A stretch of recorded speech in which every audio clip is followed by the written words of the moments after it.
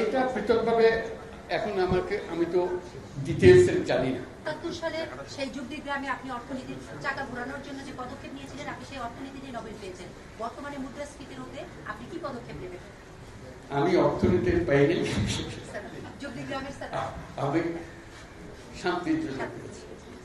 ওইটা করতে হবে, যেগুলো বলছেন এগুলো অনেকগুলো বিষয় আছে, একসঙ্গে বসতে হবে, করতে হবে, সব লটর পটর অবস্থা করতে আছে, কোনোটাই সিদ্ধ চলে না।